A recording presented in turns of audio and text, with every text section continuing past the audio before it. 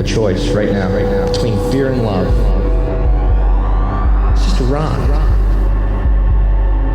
Out of the dark night of ignorance and into the shining light of truth. Expounding reality. A population of citizens capable of critical thinking. We don't see things as they are, we see them as we are. There's a level of reality where everything dissolves into an ocean of energy. We empower our experience by insisting on our authenticity. That's very profound. Very. Expanding reality. That's beautiful. Yeah. I'm excited to be back, my friend. I'm excited to be here. It's always probably one of my, like I tell you every time, it's probably my favorite show. I don't want anybody else to know about that, but well, I'm not editing that out. It's a pain in the ass, so we're just gonna go with it. No problem. That's awesome, man. Secretly, you're always secretly. welcome. Yeah. Thank you. Hush, hush. I love you too. Yeah, don't let anybody know. Don't let anybody know, especially my future guests or future podcast. I'm starting to do my own shows now. I'm going to start. My publicist dumped me, really stupid. But basically, he's like, we can't work together anymore. Blah blah blah. I'm not going to get into why, but it's just really dumb. This is Jeremy's crew. Yeah, okay. and I like Jeremy so much, but it's just such a dumb situation. So I started to pick that up myself, and I started to kind of send a lot of messages and started to hit the ground really hard myself. And we got a lot of really exciting things lined up. I mean, I was like, damn, I should have probably taken the reins on this a while ago. So it's all, everything works out in the end. Everything works out for a reason. It appears that I was very, very distraught for about 5 days. But it appears as though this is what I was supposed to be doing. Because as soon as I started to tap my own resources, tap my email list, and tap everybody, there's a lot of excitement and a lot of really huge shows that are being booked. And then I'm booking a bunch of shows, probably going to get Ron Gibson on my show. Probably going to get, I'm already scheduled for Dave Champion, who is the author of Income Tax Shattering the Myths. Great guy. He's coming on my show. James C. Lovett's coming on my show, and I'm going on his show. There is a very slight possibility, probably like 5%, that I'm actually going to get Copper Moonshine Stills on my show. There's almost no chance of that happening, but I have reached out. There's some other people reaching out to him.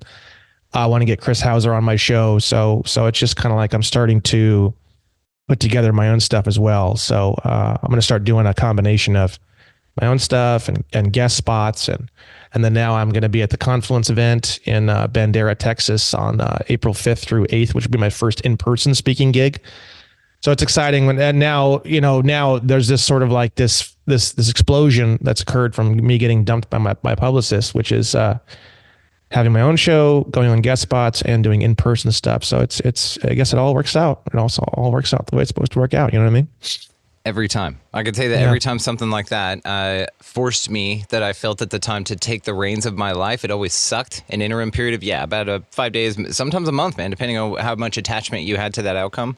And then when it releases itself from your existence so you can thrive because it was limiting you, and it sucks, and you feel that. You're like, but hang on, it's comfortable, it's safe. It was what I was. It's like, no, dude, we're not good enough for you. Don't you see?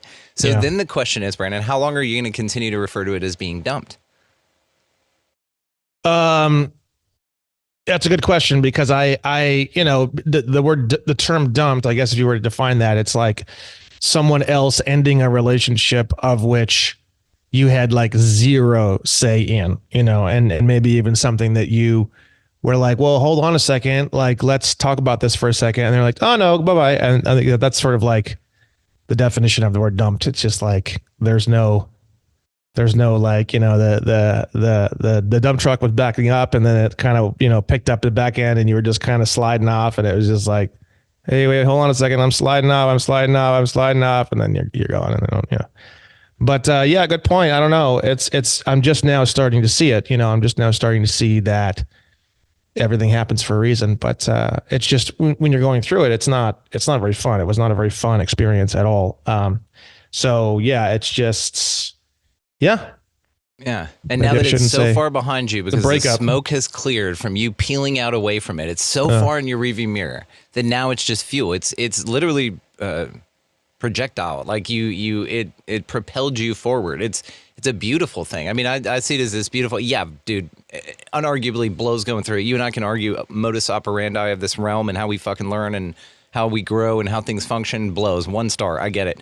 But I'm saying though that yes, on this side of it, you know, your mighty perception now can say, hey, man, the best thing that ever happened to me was when that phone call happened or that email happened. And at the time it blew, but man, look how much better I did because of it. You know, it was holding you back. So true. It's such an interesting thing to walk into those things, even to be balls deep in them and to sit with the idea, even to contemplate that this is like the best thing that's ever happened to you, even though it's the shittiest feeling ever. And again, modus operandi, like you have to do this fucking trade-off thing. I get it, man. But congratulations for being air quotes dumped. And that's a beautiful thing. Yeah, it's a beautiful thing. It's always Half the good, smoke, dude. yeah, it's all good. We keep trucking, you know what I mean? Keep going. Fuck yeah. So as promised, this is the 3rd installment of our, well, like really the 4th, because I put the Mighty Morphin Sovereign Rangers full up on Patreon as well. You guys just go check that out for free. Link down below. This is going to be technically the 3rd. We're going to count that as just a fun free panel up there up front of our Sovereign series here. We're going to do litigation today. You've got something amazing going on. You're very excited about it. I want to talk about what you're passionate about because that's what you're fired up about. So litigation, my friend, walk us through it. So I've been trying to figure out for a long time, as the people who have been following me know, I've done it all. I went through a phase where I was sending Polaroids in of me in silly outfits, pickle outfits, half naked, with love letters to try to get, you know, anyone to simply follow the law. It was very amusing, and I did get some interesting results from it and this kind of thing. But really, you know, all roads kind of lead to litigation. So everything that you see in the sovereignty space or in the negotiable instrument space, let's say, for example, even something like a passport. Okay. Let's say there's not a lot of people. There's a small percentage of people who get letters like, you know, we can only give you U.S. citizen passports. You know, you have to write back to us and tell us that you want a U.S. citizen passport and blah, blah, blah. And I have like a little blurb that I created for that one. And I put it on my Nation of the Amnesty Coalition page. And it just says like, hey, you know, I want you to process the documents the way that I sent them in. I also sent in an explanatory statement. I want you to process that the way I sent it in. You say on there, you know, I signed the DS-11 under penalty of perjury. I signed the explanatory statement under penalty of perjury. So it's like 2 perjury counts if anything I said on there is a lie. And I just want you to please process everything the way that I sent it in. You don't even address that. You just ignore it completely. Because first off, it's crazy, but that's actually not true at all. If you look in the law, it specifically says, and I have it in my explanatory statement, which I can share with you guys here. We'll get on it. Get on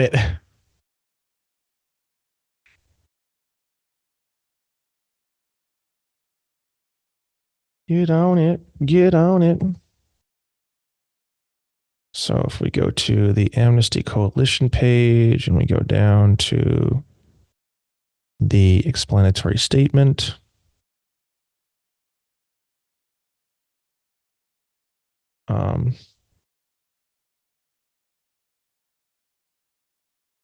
So we have things like 22 CFR 51.2.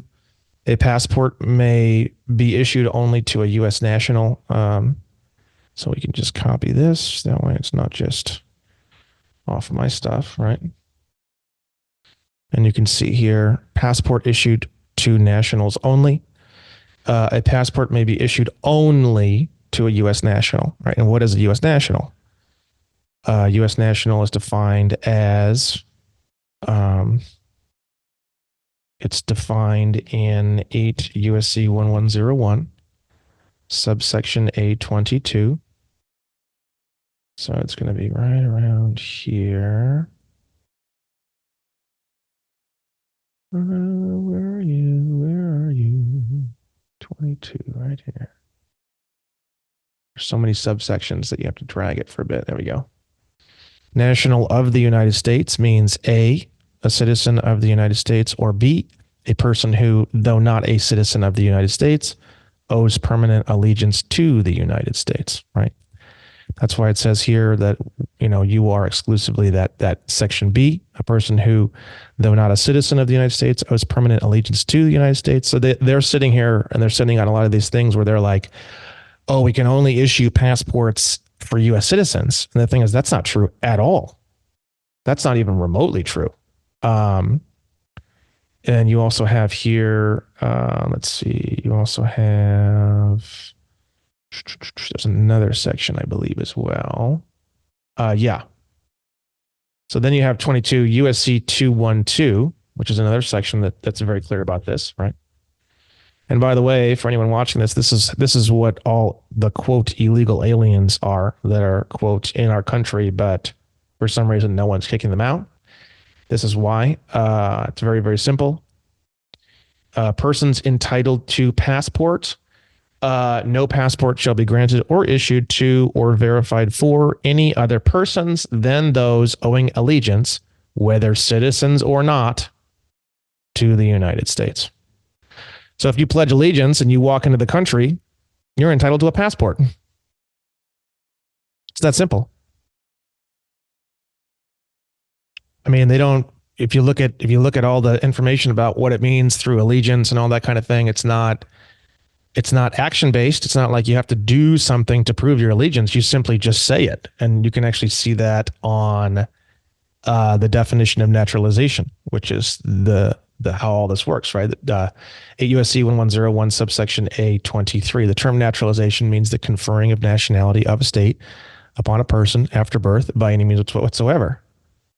So you combine that with this, no passport shall be granted or issued to or verified for any other persons than those owing allegiance, whether citizens or not, to the United States. You ask yourself, well, how do you pledge allegiance? You pledge allegiance by simply conferring nationality of a state upon a person after birth by any means whatsoever. And like I've said before, the craziest part about this is it does not say upon yourself. It says upon a person.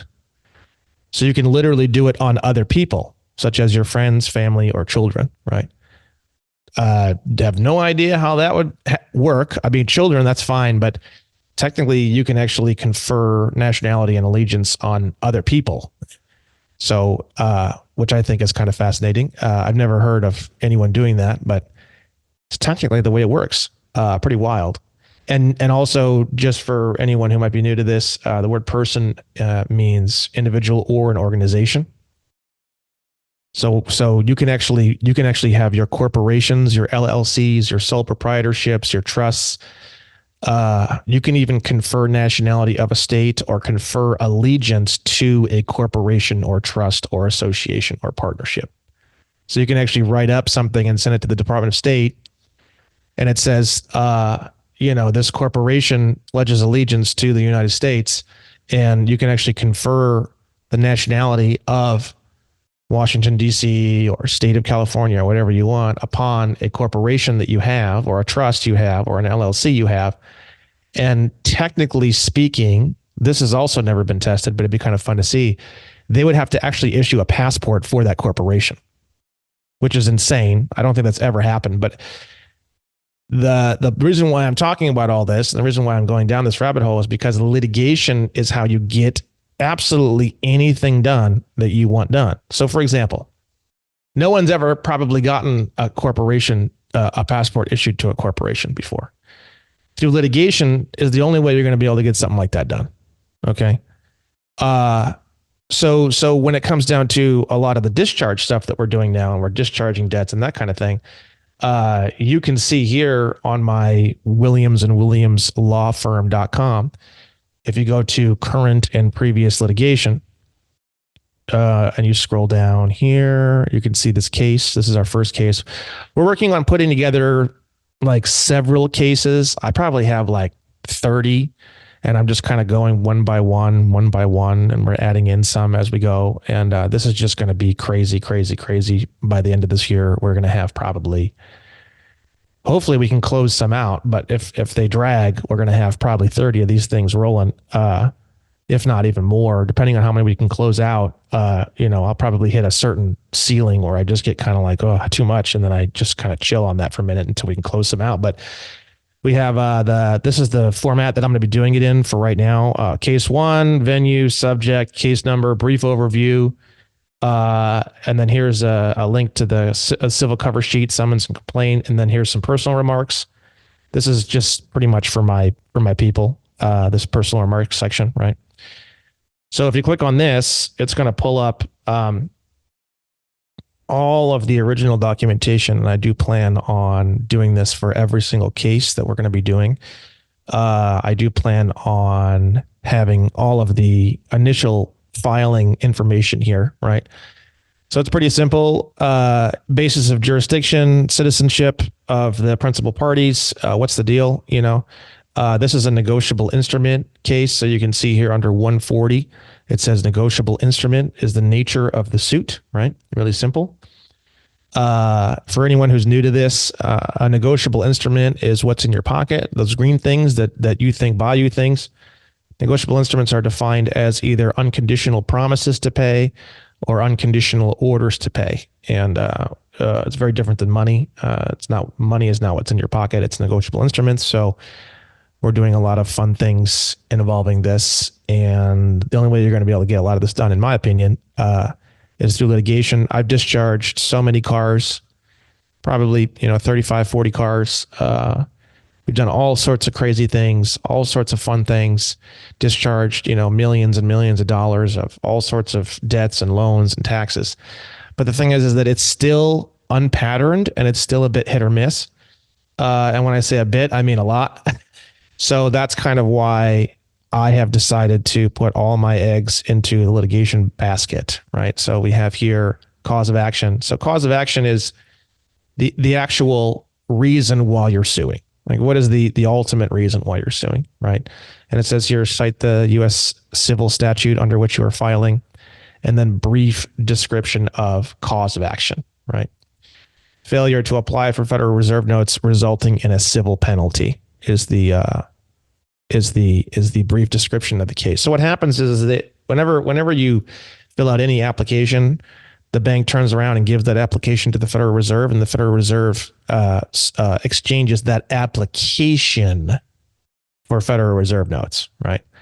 So the bank never gave you any money from anything they ever had. And there's literally U.S. code sections that talk about how that's illegal. So the thing is that if you claim the value of the original note, the original promissory note, the original application, then it just basically just kills the whole loan. But now what we're doing is we're suing to get the full case, the full loan discharged. We're also suing for a refund of every single payment, which is actually an overpayment that was ever made on the account. And then we're also suing for damages. The damages are really simple. It's just that, the bank had a fiduciary responsibility to help you financially. That was their job. And instead of helping you financially, they turned you into a slave. And basically what we're doing is we're going to be coming down very, very hard on these organizations. The damages are going to be, slavery. And that's literally where we're going with this, which there is actually sections of the United States Code that cover slavery, enticement into slavery, peonage. Now, this particular case was a very, very fascinating case. This case was actually a real estate deal that was starting to go south. And I looked at all the documentation and stuff, and there was a ton of unconditional promises to pay and unconditional orders to pay throughout the entire process. And they were, as far as I could tell, they were just kind of unclaimed negotiable instruments. So what I did is I actually claimed all the negotiable instruments, and I said, my client claims these, and they were never supposed to be released with what's called a blank endorsement, which just means kind of given away or released without condition. So what we did was I sent them a very detailed set of orders, and it was like, here's how this is going to go down. We're claiming the original instrument. We need a full refund of everything that was ever paid. Or we need to get the value of all these negotiable instruments need to be converted and put into an escrow account and blah, blah, blah, blah. And then they got with all their lawyer friends and they said that I was a crazy sovereign citizen, and they killed the deal. And so I said, okay. So basically what we did is we turned around and we filed a federal lawsuit, right? Now it's really, really simple. Okay. So the way it works is you have this little stupid thing up top. This has the name of the court, right? And you can just type it in Word, and you can just type in the name of the court, the district, and then you just have the plaintiffs here, and then VS dot, and then the defendants here, and then you have these little lines, these little half circle things all the way down, and then you're going to put the case number here, and then this is the plaintiff's complaint for damages and jury demand, right? Now you have a little tiny little introduction here. It's really simple, and then you have now the way that complaints are structured are they're numbered.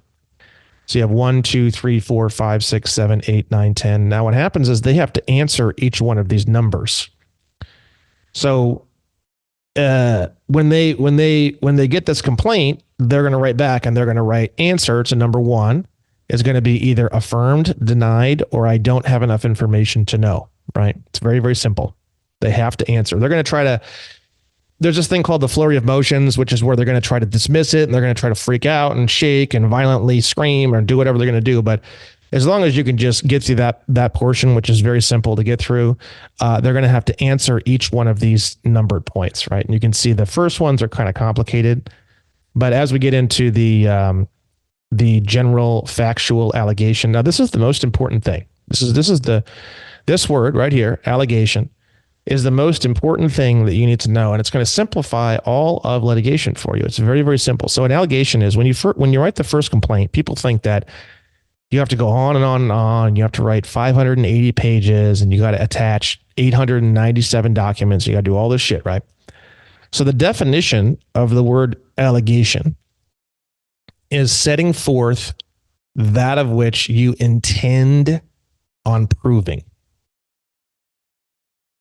So the cool thing about that is that you don't have to do anything. You don't have to attach anything. You don't have to do anything. Because if you write number 9, and I wrote all this, obviously, right? So you write number 9, right? And you write plaintiffs and defendants entered into a contract for the sale and purchase of real property. Okay. Now, the defendant's going to have to answer that. Affirmed, denied, or I don't have enough information to know. Now, the thing is, you haven't proved anything. You haven't attached anything. You're alleging that plaintiffs and defendants entered into a contract for the sale and purchase of real property. Okay. This is what takes the entire subject of litigation, which seems like a very daunting task, and makes it extremely fun and simple, in my opinion. And I'm going to be creating an entire pro se litigant course. It's going to be the most badass course ever. It's going to be literally more badass than the contract killer course. And it's going to be free. And it's going to change the whole fucking world because I want 500,000 people pro se litigants just going fucking ape shit, just tearing through these fucking organizations like an army, right? Now that is what's going to happen, period. And that's the end of the story, right? Now, the way we're going to do that is we got to simplify all this. And I'm telling you, when I learned this, the whole subject went from this giant mass of death to like the easiest, simplest thing in the world. Now, you are setting forth that of which you intend to prove. I am setting forth, and I intend to prove that plaintiffs and defendants entered into a contract for the sale and purchase of real property. Now, they're not going to deny this. It's such a simple statement, right? Now, let's say I said a whole bunch of shit and it goes all the way down the whole page. If anything inside that gigantic monster statement is denied, they can just write denied for the whole response of the whole thing. So the way that you do it, and the way that I've developed this, which is really cool, I think, is that every single line, you keep it as simple and as short as possible. So like, let's say you have a plaintiff was in a 7-Eleven.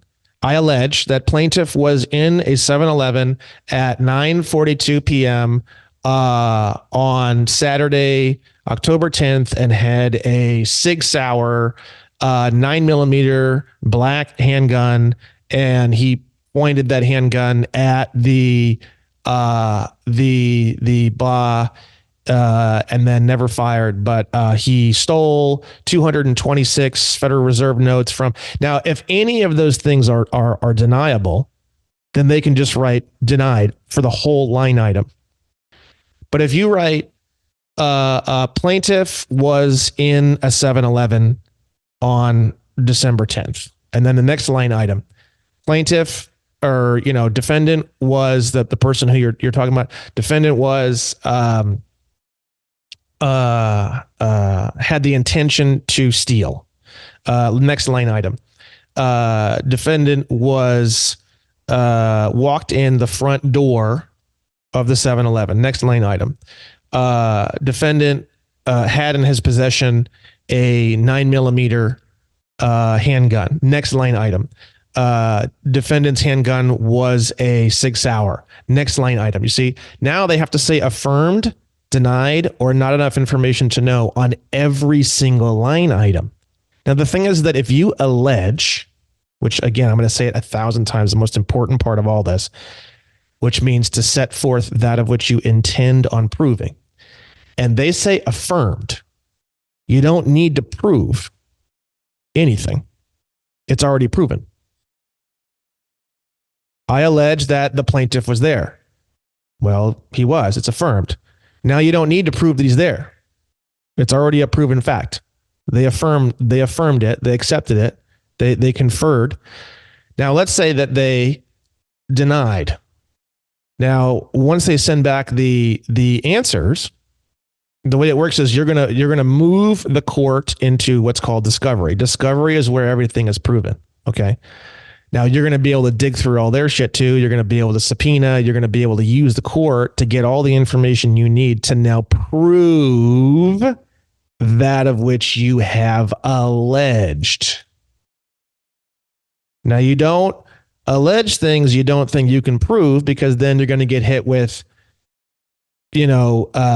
vexatious filing and fictitious things, and you can actually get in trouble. You can actually get, you could actually get held in contempt if it gets bad enough, which is you can actually see real jail time. But if you have a strong certainty that there is something that you could prove if you were given access to records, if you were given access to email chains, you can subpoena them for their own personal emails about you. You can subpoena them for all of your account information, original account information, accounting information, original documentation, original signatures. You can subpoena external organizations that may have information that you need for your case, such as the Federal Reserve, such as banks. You're going to be doing all of that in discovery. And if they say denied to plaintiffs and defendants entered into a contract for the sale of purchase of real property, once you move the court into discovery, that's when you're going to place all of the evidence, all of the contracts that prove that plaintiffs and defendants entered into a contract for the sale and purchase of real property. Now, the beauty of that is if you prove that beyond a shadow of a doubt in discovery, and they said denied on the original documentation, they are now basically labeled a liar, and they're in trouble. So you think to yourself like, oh, well, they're not going to affirm anything, because if they affirm it, then they're fucked. Well, yeah, but if they deny it, they're fucked too. I mean, really, if you have a good case, which everything that we're doing is a good case, they're fucked any direction they turn. If they say, I don't know, they're fucked. If they say denied, they're fucked. And if they say affirmed, they're fucked, completely fucked. There's nothing they can do. You are backing them into a corner of which they cannot escape from. And what happens is they just freak out the whole time like a cornered animal. That's all they do. They just lash out. They do really weird, totally undescribable things basically the entire time until finally they lay down and accept the bullet in the skull. And that's basically what we're doing. And it's the same process every single time, right? So now we have number 10. During the process, plaintiffs hired attorney in fact, Brandon Joe Williams, to review documents, right? Now, this is just one point here. They're going to have to say, yes, this occurred. No, this did not occur. Or I don't have enough information to know whether this occurred or not. But the way that I write this is I forced them to say affirmed. You're going to say denied to this? You really going to say, I will crush your soul if you say denied to this? It's going to be the easiest thing in the world. I got email chains. I got documents. I got people talking shit about me. Plus, I'm gonna get discovery. I'm gonna get all my I want every email where you mention my name at all.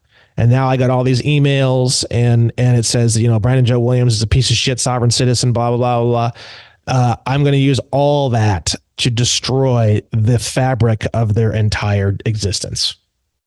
So what are they gonna do? They're gonna put affirmed, because they know this is so stupid and so simple. It's like plaintiff breathes. What are you going to do? You're going to put denied on that? Or are you going to put affirmed? Or are you going to put don't know? Okay. Next line item. During review, Brandon Joe Williams noticed that some of the instruments were collateral securities. I was very clear about that.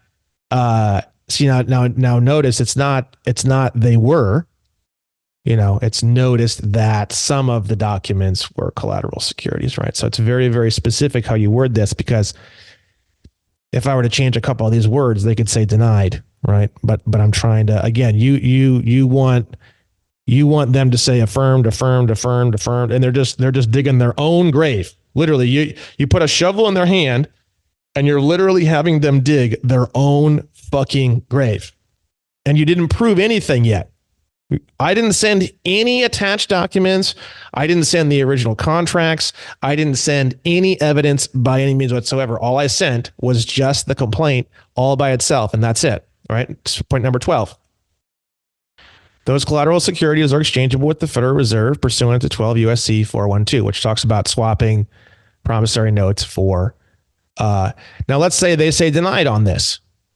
I'm going to jump all over them. I'm going to rip them into shreds. I'm going to be like, what part of 12 USC 412 do you not understand? And how could that be? And have you, now we're going to subpoena them to find out, now we're going to subpoena the Federal Reserve and be like, hey, did these guys ever swap these instruments? Or we're going to subpoena the bank that they're working with and find out, what is their banking, situation. We want accounts. We want to see the accounting, all the accounting on this account, right? And we're going to see all sorts of craziness. And once we have the evidence, they're really, really, really in trouble, right? Number 13, Brandon Joe Williams rescinded the original blank negotiation unknowingly done by plaintiffs, right? So on the original power of attorney and that kind of thing, there's a section in UCC 3 that talks about rescinding old signatures. So essentially, for people who are kind of new to this, we're just changing the signature here to include some conditions inside of the signature. Okay, they're going to say affirm to this. There's no way they're not going to say affirm to this. Number 14, Brandon Joe Williams replaced the previously blank endorsements with special restrictive endorsements via a limited power of attorney.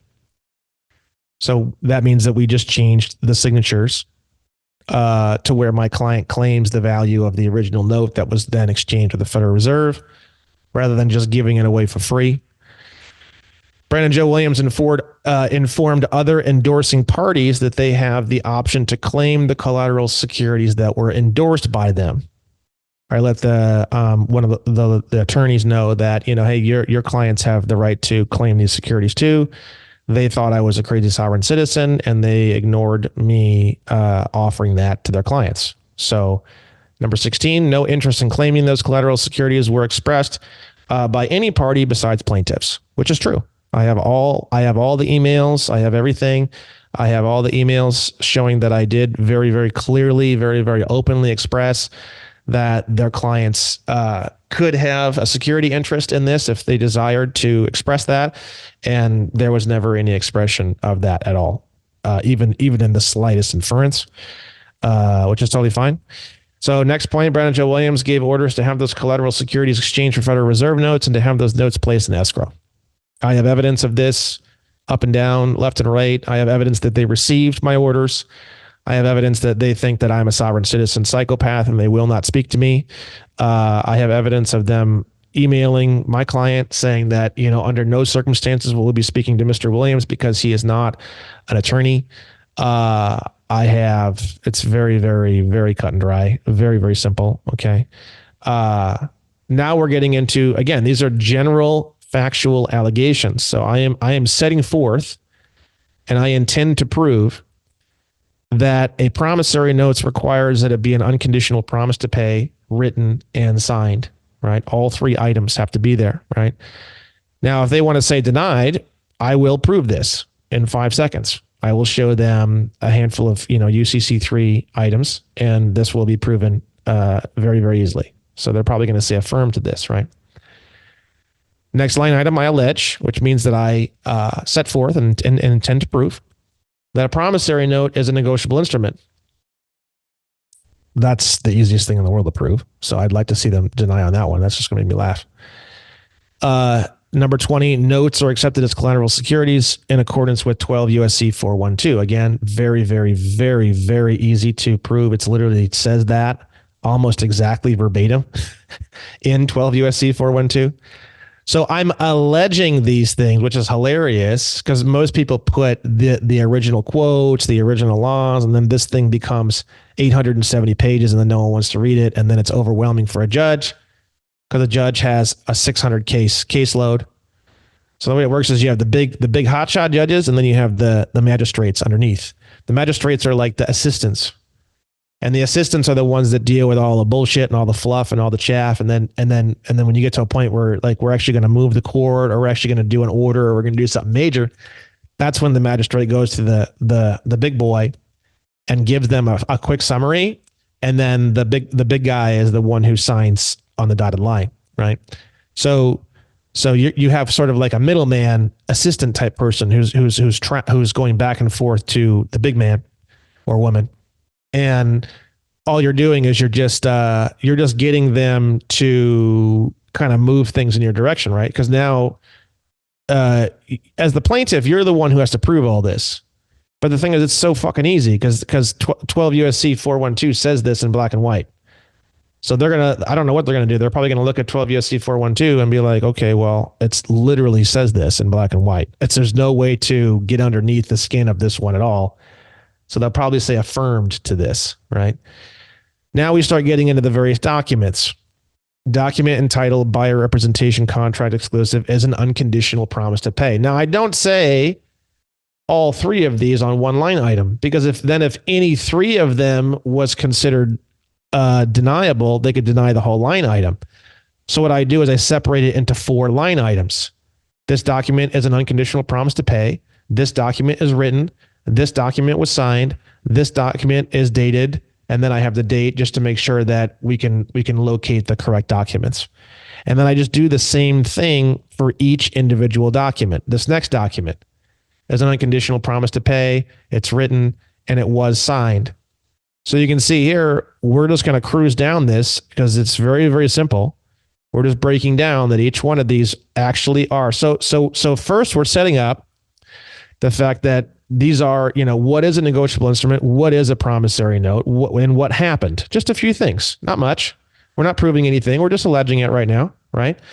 There was this weird signature. We got rid of that. There was some promissory notes. Promissory notes are negotiable instruments. They're valuable. They can be exchanged for Federal Reserve notes. And then boom, now we're getting into this document, this document, this document, this document, this document, this document, all the way down, all the way down, all the way down, all the way down, right? Really simple. Now here's a new section. A bill of exchange is an unconditional order to pay. Again, this is the exact wording from UCC 3. So if they want to try to deny this, I will screenshot or place in Discovery the actual area where this comes from in UCC 3. I'm not proving it now. I'm only alleging it. I know I can prove this. I could prove this drunk in a mankini in a sewer, So then we have another line item here. A bill of exchange is a negotiable instrument. Now, what's so amazing about this is that no one knows this. No one knows this. Like no banker, no lawyer, like even a lot of the judges, like nobody knows any of this information. So the thing is now they're going to have to go and look it up. They're going to go through all these life-changing emotions and they're going to freak out and they're going to like kill themselves. I wouldn't be surprised if at some point I have a lawyer just literally just kill themselves. Like honestly, it wouldn't even it wouldn't even startle me. It wouldn't even shake me at all. I would be like, okay, let's get another lawyer on this. I'm trying to get a fucking, summary judgment. Like, don't waste my time. Seriously, I'm not kidding. Cause this is very difficult for the kinds of people who thrive on the nightmare of which we live in, this financial world. People who thrive on this, and maybe they didn't quite totally know, this is like really difficult pill to swallow. Like, for sure. This is definitely like suicide fodder. Like, no question about it. Right. So next line item is we have here. Now, again, they have to say affirmed, denied, or I don't have enough information to know. And then they have to say affirmed or denied, or I don't have enough information to know. And they can play stupid. I don't mind. You want to play real fucking stupid? I'm gonna give you all the original text. I'm going to give you all the original UCCs, and then I'm going to use all of your attempted stupidity to show the court how fucking stupid you are. And I'm going to use it all against you. Everything you say can and will be used against you in a court of law.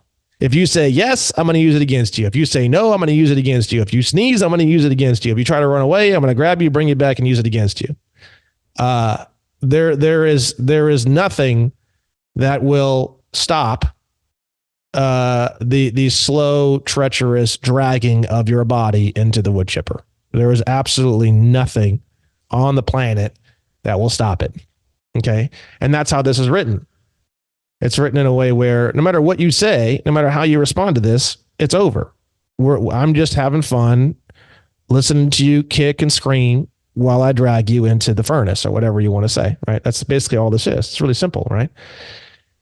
So for a lot of people who are out there who are trying to get, anyone to do anything, and you're sitting around and you're worried and you're angry because they're not following your instructions, blah, blah, blah, blah. It's real simple. You send in all your orders. They ignore you or they do some stupid shit. You laugh. You pour yourself a little bit of scotch. You file your federal case. You lay it out like this. You don't need to attach a goddamn thing to it. And then now they're really squirming. And now you just smile and enjoy the process of obliterating their soul. It's very, very simple. You're always the one in control. See, the reason why people in the sovereignty space are upset, and the reason why they sweat and they're nervous, because they don't feel like they're in control. Litigation gives you control the entire time. You are in control the whole time. The only thing the lawyers have done to me so far, they have, behind my back, tried to threaten my clients. They say, if you continue with this, you're going to get subpoenaed. If you continue with this, you're going to get sanctioned. It's possible that if you continue with this, you're going to get in trouble with the court. The court's never going to accept. They don't use law. They don't know law. They don't use statutes. They don't say any numbers. They don't say anything. They don't say in the state of Minnesota, negotiable instruments or blah, blah, blah. They don't do any of that. All they do is they try to bully you. That is literally everything I have experienced so far. My client is maybe nervous, forwards me the email, and then I fire off a very, very threatening letter to the lawyers. If these lawyers think that I will not go after them and file harassment charges, they are sadly mistaken. That's a sexual experience. I'll make a marketing campaign out of just sending harassment suits to lawyers. I mean, most people would probably love to see that. That's a TV show, prime time. You know what I mean? So the thing is, I send a letter to the lawyers and I say, look, it appears, and I'll get hilarious. I'll say, it appears that you're trying to harass my client, and sometimes it's possible that I may be a little bit emotionally unstable. And if I get a little too emotionally unstable, I just want to let you know that I have no problem filing harassment suit. I have no problem filing, So the thing is that you can do all that yourself. You can say, look, it appears you're trying to harass me, or coerce me. Coercion is also another USC code where you can actually press charges. So you just send back, you go, oh, Mr. Blank, blank, blank. It appears you're trying to coerce me, which is a felony as per 18 USC, blah, blah, blah, blah, blah. You say, this is your one and only warning. There will not be a second warning. If I get anything like this again, there'll be charges. There'll be charges. And you can either make those charges separate, or you can drag them in on the case, and you can actually motion the court to add a new party to the lawsuit. And then now you're going to add charges, and now you're going to drag the lawyer in, and you're going to sue him too. So the thing is that when you understand how this works and you understand the power of the court and you show up to the court respectful, that's another big problem, huge issue. We're going to have, when I do the pro se litigant course, we're going to do a whole section at the beginning is mindset and respect. You don't show up to the court as a dickhead sovereign citizen, piece of shit, snorting fucking PCP before you go into there. It's not, you are with your hat in your hand. You are calmly and respectfully requesting the court's assistance to handle a matter of which is highly illegal. You are alleging, which means that you are setting forth that of which you intend to prove. And you're going to set forth everything you intend to prove. And then you're just going to prove it. I'm going to prove every single one of these line items in discovery. And I have every intention in the world to do it. And I've already got most of the evidence for all of this literally already ready to go. So if they decide they wanted to deny to some of these points, fine with me. No problem at all whatsoever. I can even e-file in everything. You go to Pacer, which is the Pacer app. And because this is a federal case, it's all done on one platform. I can just get all the documents I already have all ready to go and just upload them all. And then boom, 5 minutes, I'm done with my whole discovery process. So it's very, very simple if you're ready. The items, let's say, for example, you have a line item and you're not totally sure, but you're pretty sure. You can always remove it later. But I'm telling you, you don't want to, you can say like, oh, I thought this was going to be provable. It's not. I was incorrect. And I'm going to strike number 50 from my original complaint or whatever. You can do that.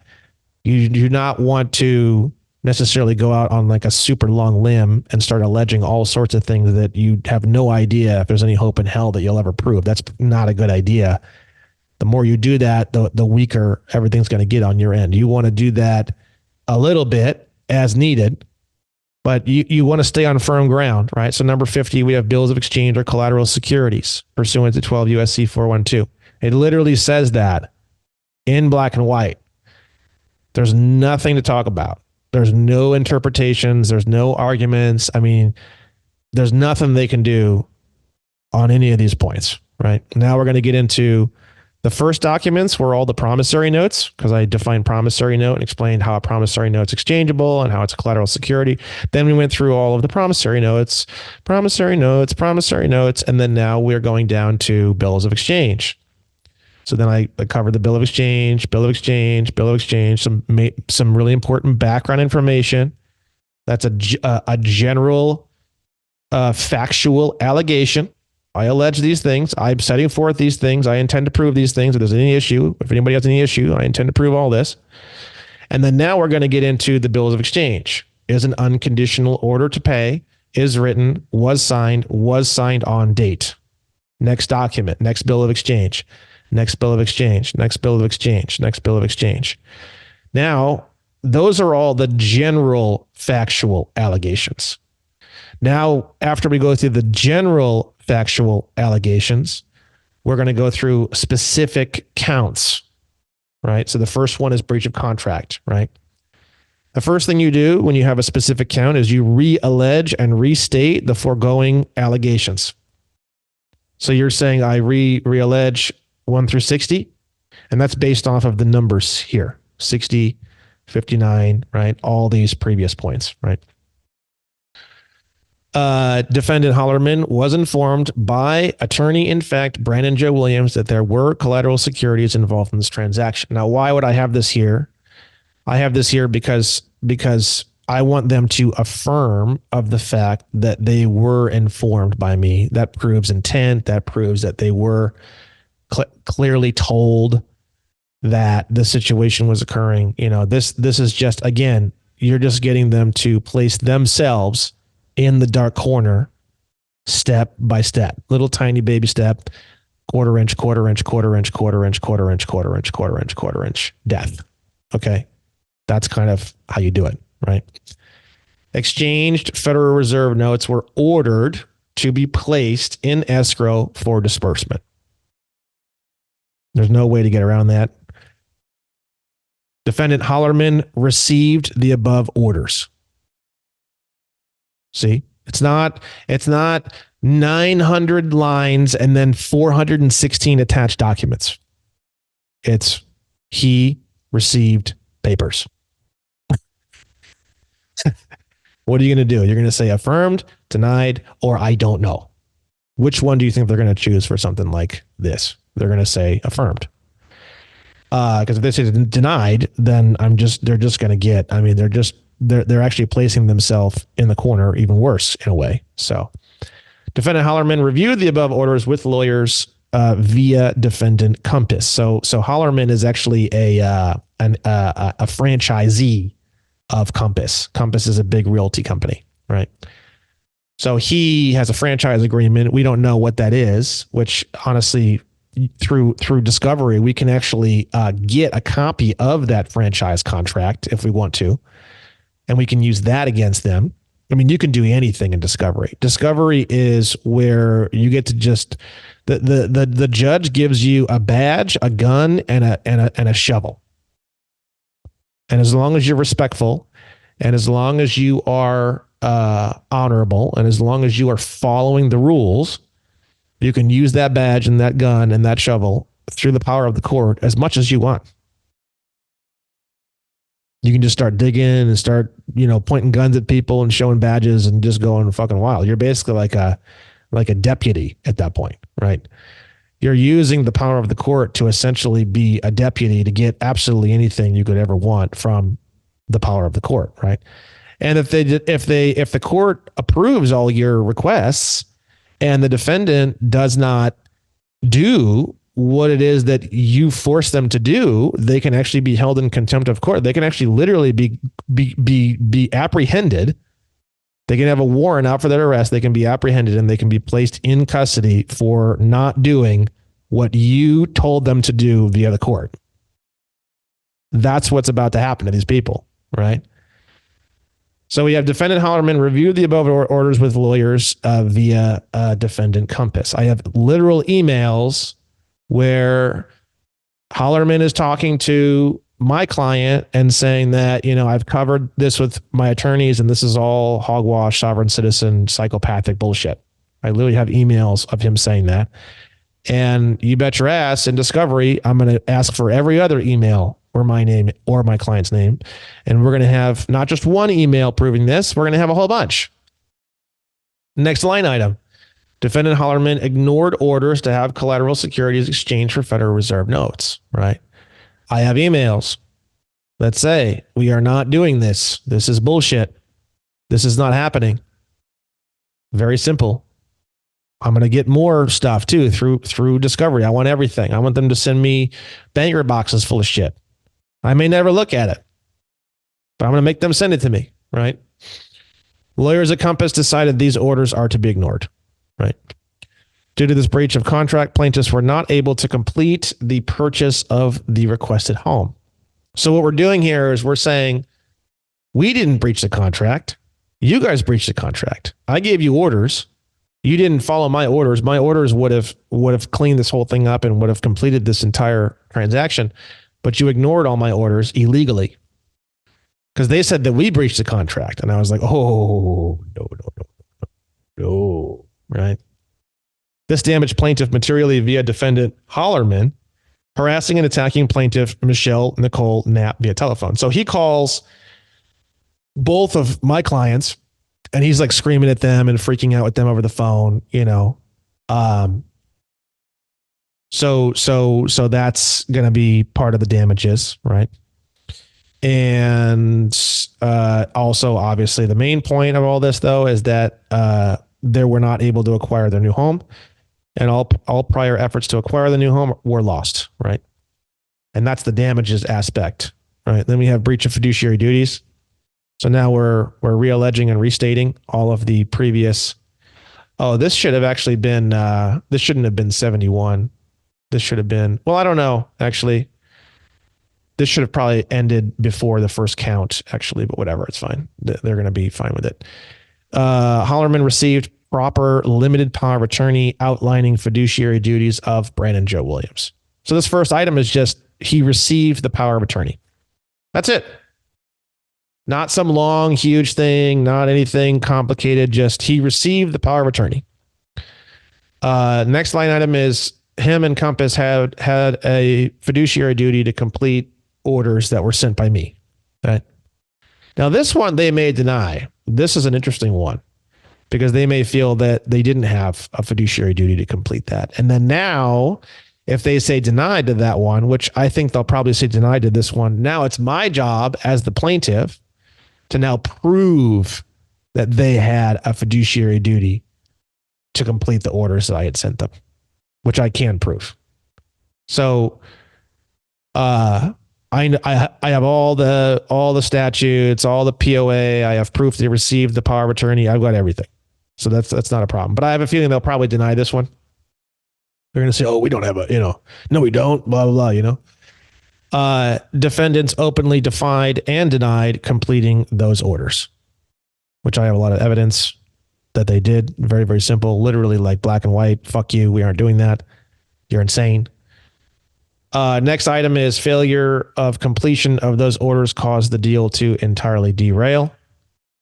This damaged plaintiffs by emotionally breaking trust and causing anxiety and depression. This damaged plaintiffs by not allowing them to purchase their new home. Count 3. So this one is interesting. This one, the way this works is this has to do with a little more advanced. This has to do with when someone fails to exchange notes properly with the Federal Reserve, which is based off of my orders. There's a 3-tier, really nasty civil money penalty associated with that, but it's collected by the Treasury. So it's kind of a weird situation where I'm basically just saying like, look, I'm basically going to sick the Treasury on you if we can't come to an agreement on this rapidly. It's not really my business. It's more between you and the Treasury. And I'm going to start that with you if you don't shape up. Then after that, we have laundering monetary instruments. So we reallege the previous allegations. And then now we have some technical terms from UCC 3. Plaintiffs became the persons entitled to enforce these instruments once negotiation was rescinded and clarified. So what this means is the plaintiffs regained control over all these valuable instruments after I clarified and changed the original signature style on those documents through fraud, right? So because of all the things that I've done and because of my orders, it basically put my clients back in the driver's seat of having control over those instruments, right? Illegal possession and transfer of above negotiable instruments are retained currently with defendant Hollerman and defendant Compass. So this one, I almost guarantee you they're going to say denied to because they don't want to admit this. This is pretty nasty. So they're gonna make me prove this one, which is fine, totally fine, easy to prove, super easy to prove.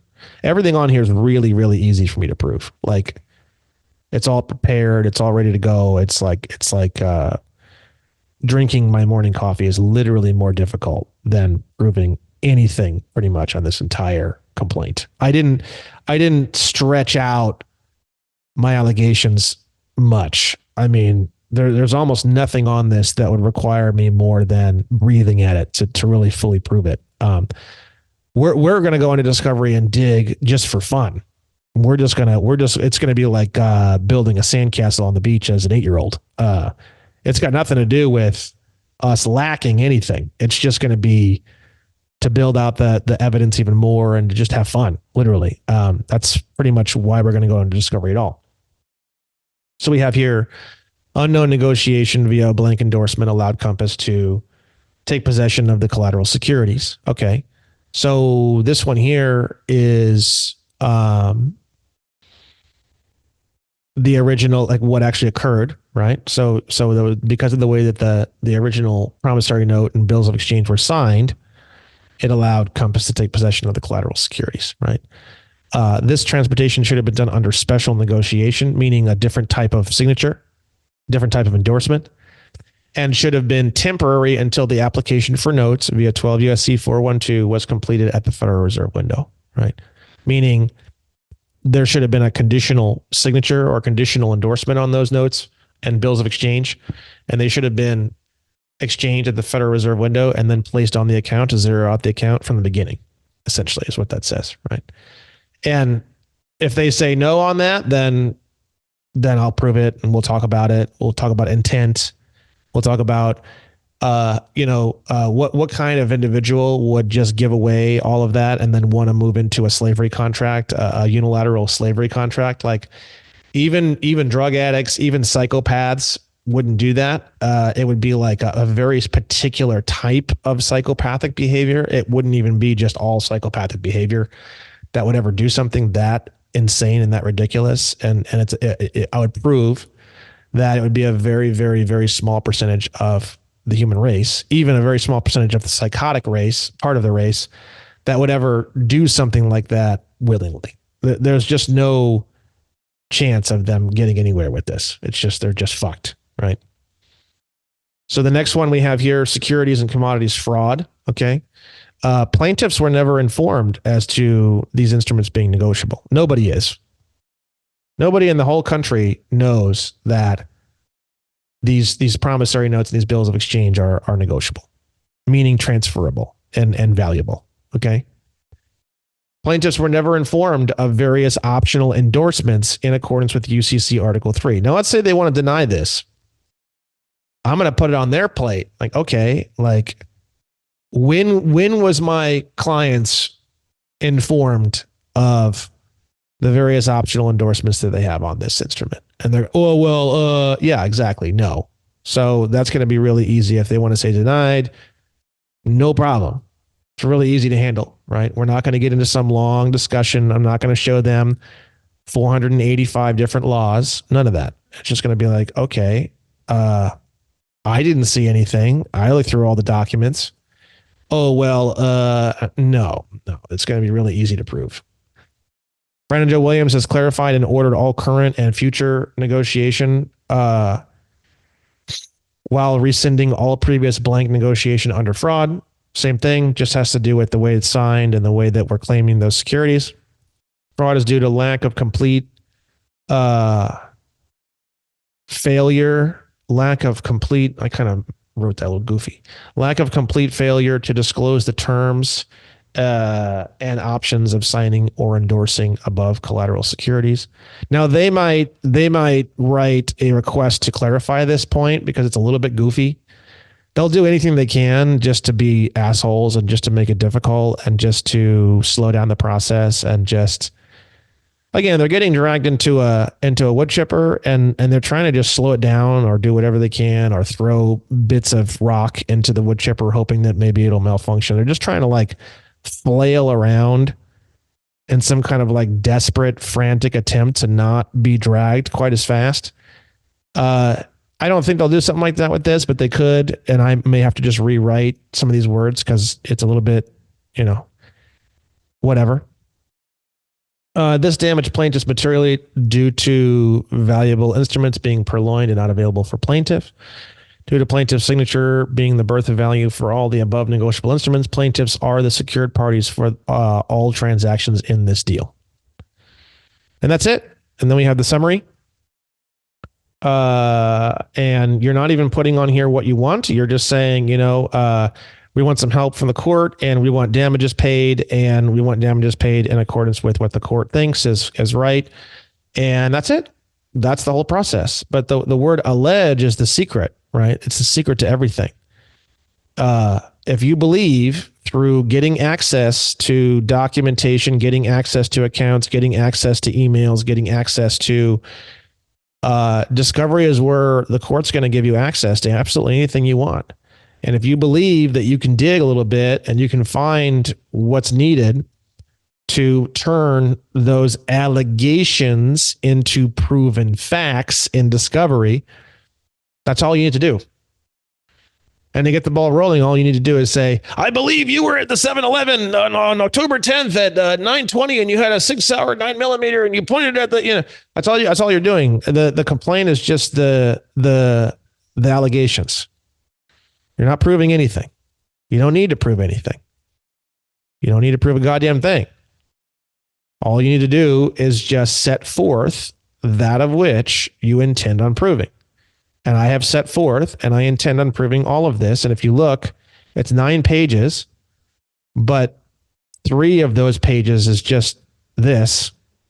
It's just the documents were written and whatever.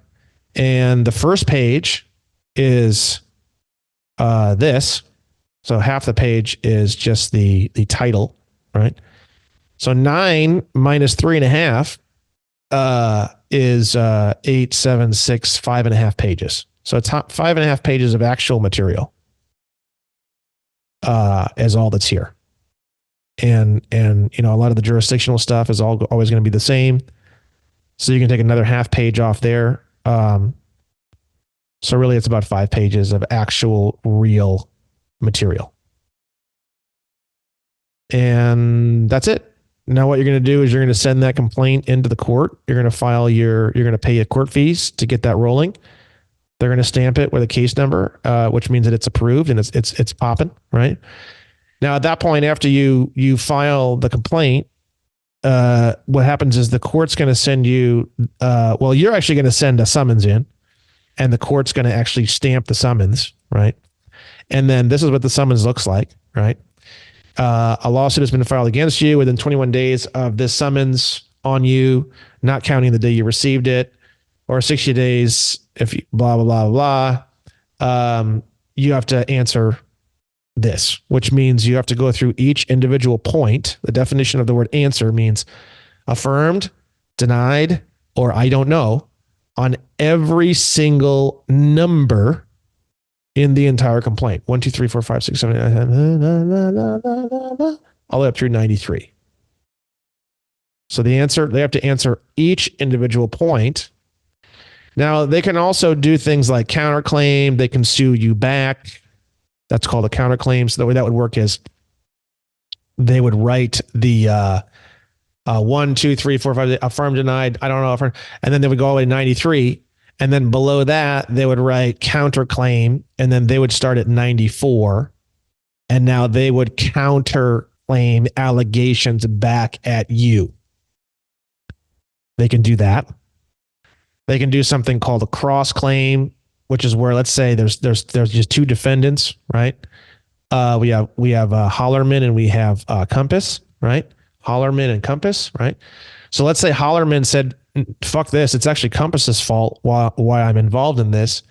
He can actually write what's called a cross claim, which is where he starts to write allegations as to why it's not actually his fault at all. It's actually entirely Compass's fault why this all happened. And he can actually sue Compass while I'm suing him at the same time. And there's also a third party complaint where either one of these parties says it's actually not me or us at all. It's actually some completely unnamed third party that has nothing to do with any of this that's actually responsible for the situation, and they can actually drag a third party into the lawsuit. But a lot of times they won't do any of that unless they have really good solid grounds to do it. A lot of times from what we've seen, they just answer 1 through 93, affirmed, denied, or I don't know. We don't often see them doing counterclaims and all this other goofiness, but they can do that if they want. Now, once that part of the process is completed, now what you're going to do is you're going to move the court into discovery, and then that's where all the fun begins. So I allege all these things. Okay, here's the answer. Well, you have the summons, so the court's going to send you back a stamped summons, which gives it all its power. Now, what happens is when you get the summons back, you're the one that has to serve it. You can serve it through the mail. You can have the U.S. Marshals serve it. You can have the sheriff serve it. It's really cheap. It's like $50 to have the marshals or the sheriff serve the documents for you. So you can actually literally just call up the U.S. Marshals and fill out a form and send them the summons, and then pay them like $50, and they'll actually go and serve. They'll actually show up physically at their house, a U.S. Marshal, which is badass, and they will serve the summons and the lawsuit that you wrote on the defendant. And then what the U.S. Marshal will do is he'll write a very short affidavit describing what occurred. A person came to the door. They were asked, "Are you blah, blah, blah?" They said yes. They received and took the documents, signed for the documents, and then I left the premises. Would be the whole affidavit, just proving that they're stating under oath that they serve the particular documentation. Now, what's going to happen is you're going to write, that's called service of process. You're going to send that service of process back to the court, proving to the court that they have now been served. Boom. Once that occurs, this 21-day countdown begins. If they don't respond within 21 days, then you file a summary judgment, you close everything out, and you get awarded whatever it is that you want, basically. I mean, if you want, this case here is probably going to be, $10, $15 million. So if they decide they don't want to respond within 21 days, we will be summary judgment, $15 million. We win that, and then now we can lien them. We can use the sheriff and just go over there and start taking their cars, taking their computers, seizing their bank accounts, all sorts of good stuff. And that is the whole process. And basically, the first part, just getting into discovery. That's all you really want to do. You just want to get in discovery. You want to just allege a bunch of stuff that you're damn sure, or pretty damn sure, you can prove, or you've already got it figured out. You're going to file that, send the summons, get the summons delivered once it comes back to you. Then you're going to wait for the answer. Once you get the answer, you're going to motion the court into discovery, and then that's it. Now you get your badge, you get your gun, and you get your shovel.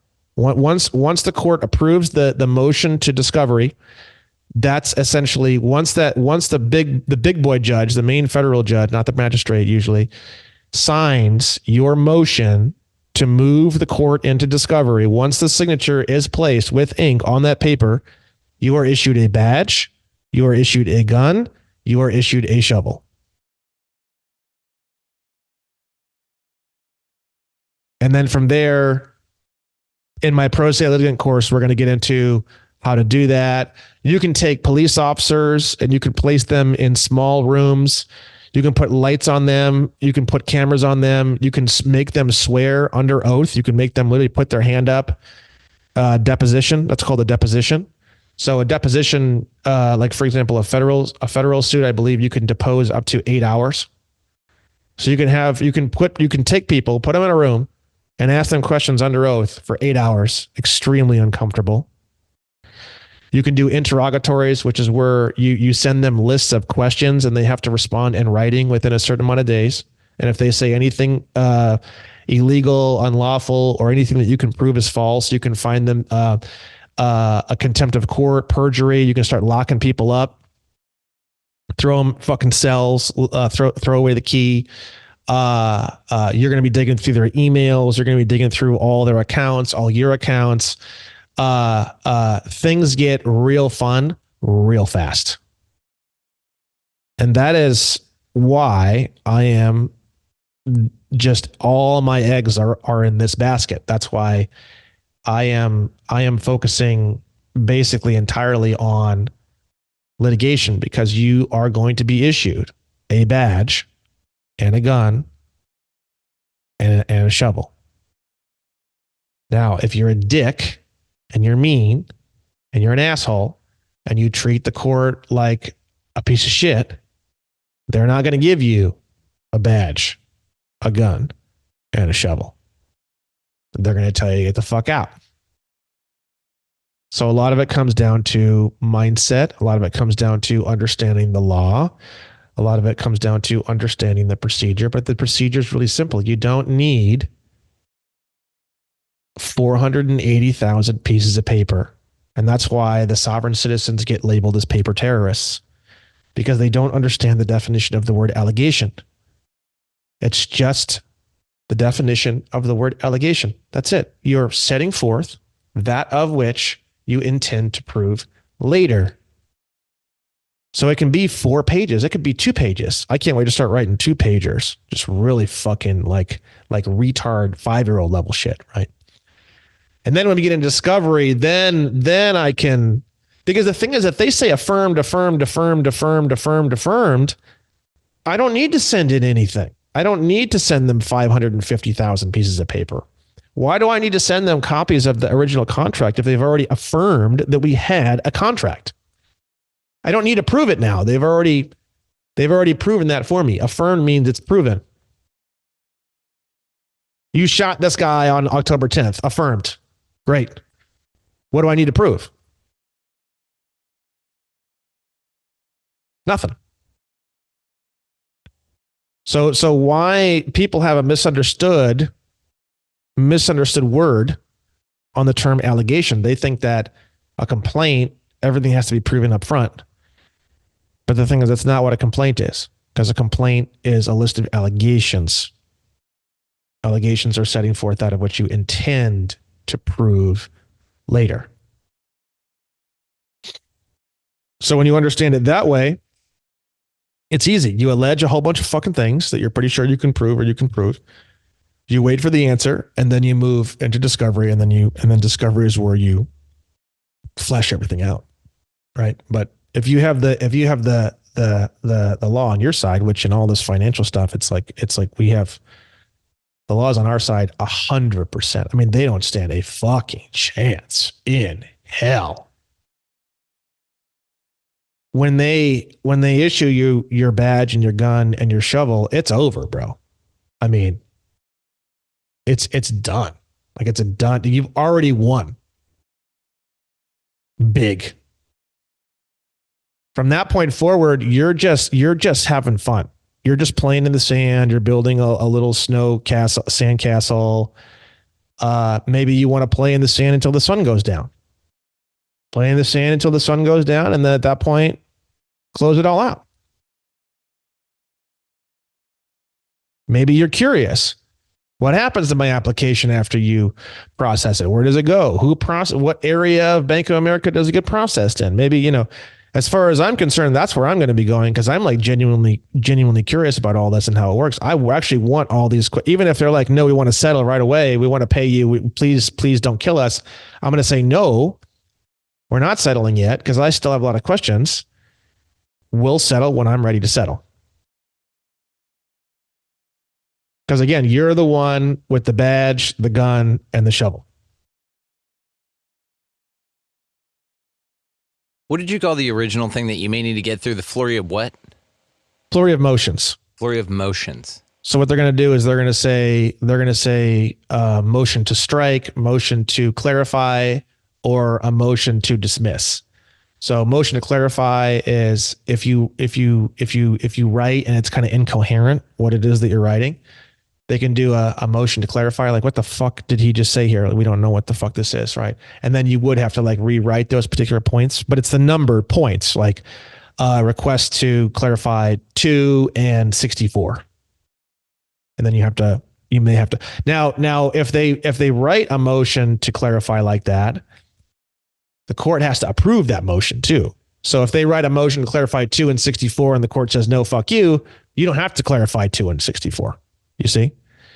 So they can do a motion to strike. Motion to strike is basically like they want to get rid of 2 and 64.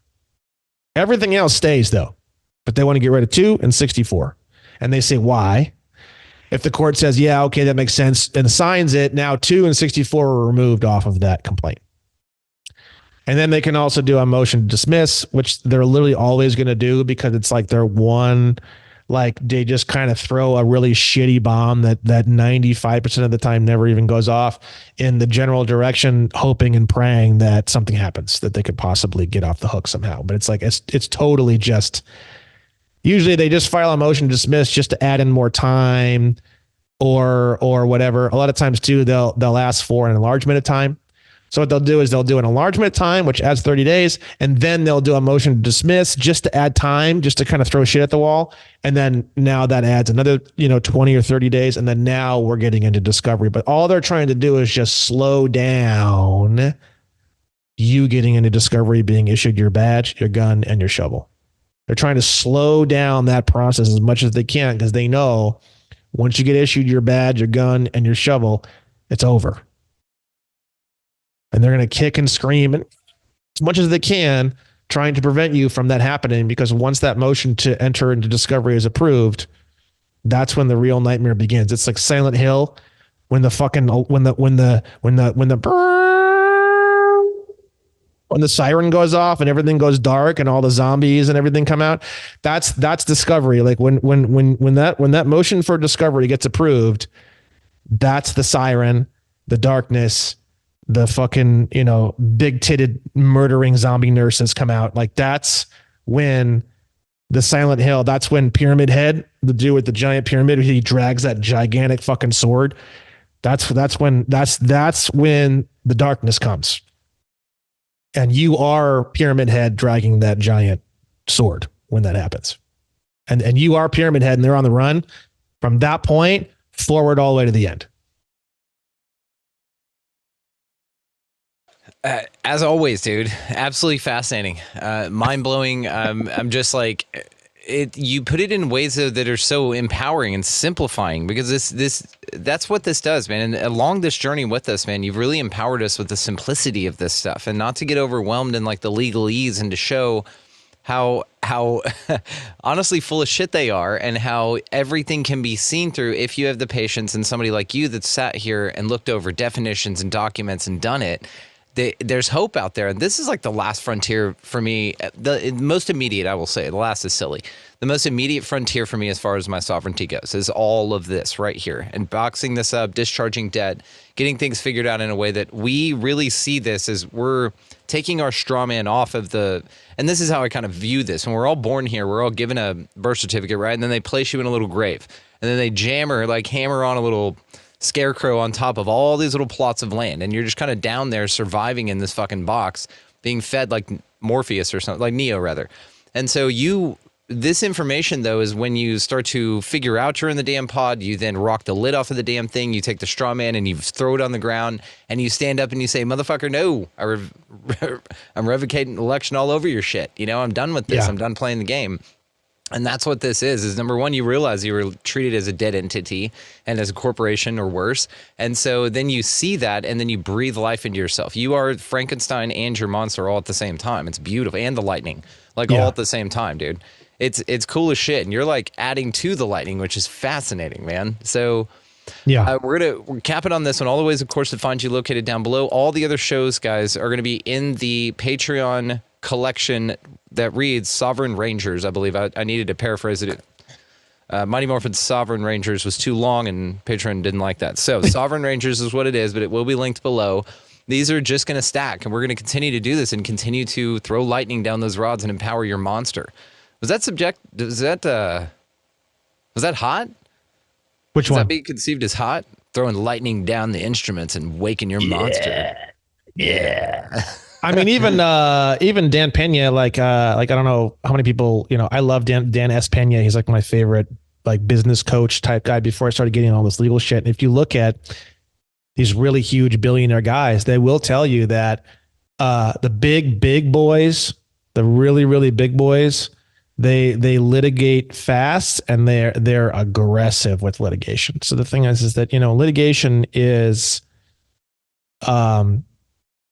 it's a tool to get done that of which you want to get done. And the thing is that the main issue that everyone's running into in the sovereign space and negotiable instruments and everything else is getting things done.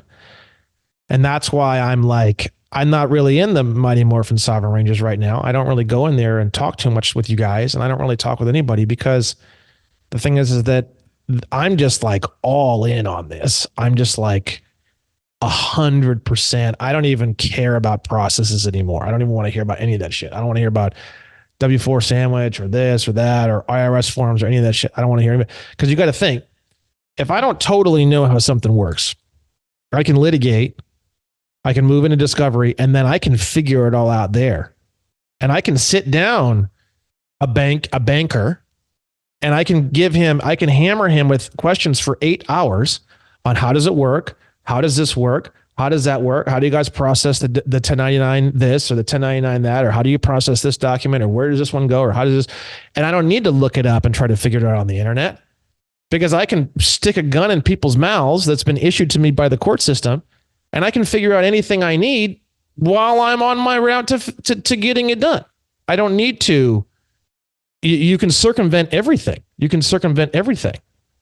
And that's where I see the future going. The future going is just, if there's anything you don't totally understand, you put them in a room, you put a light on them, you put a gun in their mouth, and you just start hammering them until you figure out what it is that you need to figure out. And then you take that information that you just figured out in a deposition, you go right back to the court, and then you motion the court to move forward based off of that information. It's really all there. Everything you need. It's a one-stop shop for everything.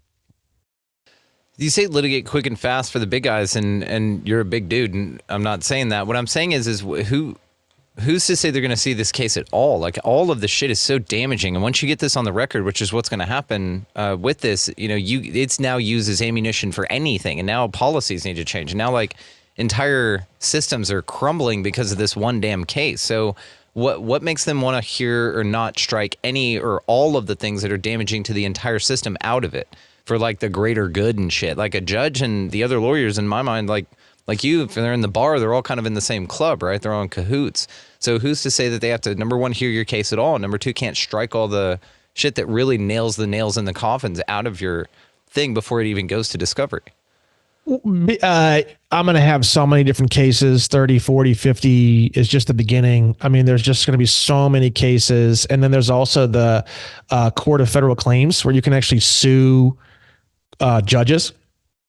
It's a whole separate court. It's a special kind of court that you can actually use to sue judges, to sue people who maybe, I really don't think that's going to be an issue. I think the main issue is people don't understand the definition of the word allegation. People don't know the rules of the game, and they're disrespectful. I think those three items that I just described counts for literally, and I'm not even kidding, 98% of people who fail to move their case through the court system. I do not think I'm going to have any troubles moving any of this to the court. I had 2 judges assigned to my case within 48 hours of my case being approved. Nice. Okay. Yeah. And neither do I. I'm just curious, because it's one of these things that you hear, like, oh, the case got buried in litigation and it can never get through. But if it's, you have to motion the court. So I'm learning a lot about this. The way that the court system works is there's a ball. When you're the plaintiff and they're the defendant, which is where everything that we're doing is going, we are never going to be the defendant again. And if we are, we're going to counterclaim and immediately go after them for blood instantly, as fast as possible. But for right now, everything I'm doing is all plaintiff work, and it's all my personal work, and all my client work is all plaintiff work. And it's going to be like that probably forever. So the way it works is there's a football. You're taking the football and you're putting it at the end zone of the way back, right? Now what you're doing is you're moving that ball. When you motion the court to subpoena, motion the court for discovery, motion the court for we want to do a deposition, motion the court for this, motion the court for that, motion the court for that. What you're doing is you're moving that ball. And the defense is trying to prevent that ball from being moved. Objection. No, fuck no. Please God, don't give him that badge and that gun and that shovel. Please, for the love of God, please don't do that. And you're just trying to move that ball down the field. And then what happens is that as they see the ball moving farther and farther down the field, they're going to, if they want to, and if you want to, you can, at any point in time during the entire game, you could be at the 9-yard line. You guys can work out a settlement. You can work out a settlement at the 9-yard line, the 12-yard line, the 33rd yard line, the 50th yard line, or the 99th yard line. At the 100th yard line, it's all over. There is no settlement. You're my bitch, and you're just going to get completely buried, and it's like horrible. Settlement, at least they have something they can work with. They can like say, hey, like, can we, settlement could be literally anything. It's like basically the definition of the word settlement is, we'll give you this, this, and this if you just close out the game, take the ball off, and close everything out, and the game's over, and we end this nightmare. So the more horrible you make it for them, and the more dangerous you make it for them, and the more painful you make it for them, then the more leverage you're going to have when it comes to, let's say, a settlement. You don't need to accept any settlement. They're basically on their knees groveling. That's a settlement. It's amazing, dude. It's just incredible. Since I've known you, to see how much you've grown, to see where you are with this, to see your vernacular, how you present yourself. It's incredible, dude. It really is. Yeah. Thank you. A lot of work. Well, of course. I mean, you can tell you're pouring everything into this. This is not a part-time thing for you, which is beautiful, which is, you know what I mean? And also thank you for coming on and doing this, series of sorts with us where we do these monthly get-togethers. I know this takes time out from your litigation, but I appreciate it. Yeah. So leave us on a high note here. We'll end it for this one, but tell us, something that keeps you getting up in the morning right now that you're fired up about. I know this litigation's got you really going, but what kind of perspective has it offered your hope, and your motivation? It's very simple. You don't issue orders like hoping they're going to get done. You issue orders knowing they probably won't get done, and you're already preparing litigation to squeeze the toothpaste bottle until toothpaste comes out the other side. It becomes more of a process rather than a worry and a confusion and an unknown and a why aren't they responding and a why aren't they. They get the negotiable instrument, they get the coupon, they get this, they get that. There's no response. There's no nothing. You call them. There's no record of them ever receiving it. They can just take it and just throw it all in the trash and just, oh no, we never got it. They can just kind of pretend they can do whatever they want. And there's no repercussion. You don't have any leverage. There's no leverage. There's no leverage until the court hands you your badge, your gun, and your shovel. That's when things go from you have no leverage to they are in deep shit. There is no like in between. It's either you literally have nothing, or you have everything. You're Terminator or you're a sloth, like a baby sloth. A baby sloth or a Terminator. I don't really see anything in between. There's not really anything in between. It's like you're either one or the other, basically, as far as I'm concerned. Baby sloths are like super easy to kill too, huh? I mean, imagine seeing a baby sloth crossing the road. Like how, I don't want to do this. How dangerous would that situation seem to you? Horrible for everyone behind me because I'd slam on the brakes, I'd turn the car sideways. There'd be a live baby sloth that day. Sleeping. No, I know, but would you feel that the situation was a highly dangerous situation? Oh, no, if it came down to, if we're talking zombie baby sloth, I'm mowing that bitch over, no problem. I'm painting it on the side with a little circle through it, and then just moving on down the line. Yeah, no, we're talking like friendly, like baby-eyed baby sloth, like chilling, like that's pretty much. There's not a whole lot of danger there. So what do? They just take your shit and throw it in the trash can, laugh. Maybe they're drinking scotch. You don't know. I don't think, another thing real quick, I know we've got to end off. I don't think any of these people have a clue. I think they really do think you really think that someone's going to work $15 an hour that knows these processes? No, they're not going to be working there. If anyone works there and they learn about these processes, they're gone. They're out of there. So the thing is that I genuinely, truly believe that when they get these things and they do throw them in the trash, they think that you're a sovereign citizen psychopath trying to do something that is psychotic, doesn't exist, and is totally illegal, and you're living in some kind of fucked up, drug-induced fairyland that they don't have absolutely any obligation at all whatsoever to deal with. I really believe that that's the situation, for real. And in their own minds, they're just protecting their own organization. They don't want to waste their own organization's time and resources. You're just labeled as a psychopath, a sovereign citizen. And that's the end of the story. It's that simple. And I really do believe that even up the line, even the supervisors and even their supervisors and even their supervisors, they all actually truly believe that. And that's why when I create the pro se litigant course, we've got 280,000 people that are all, it's just going to they're going to learn real fucking fast, but they're going to learn from people who have badges, guns, and shovels. And when they're paying out just absolutely asinine amounts of money and getting hammered by government agencies and judges and courts and all that, that's when they're going to learn. And when they learn, it's a lot of things are going to change in the society. I mean, obviously, we can talk about that all day long. That's all just theories and projections, and who knows? We're either going to have everything's free, and we have an artistic renaissance, and everything's free, and there's live music everywhere, and everyone's painting, and it's like the French Revolution.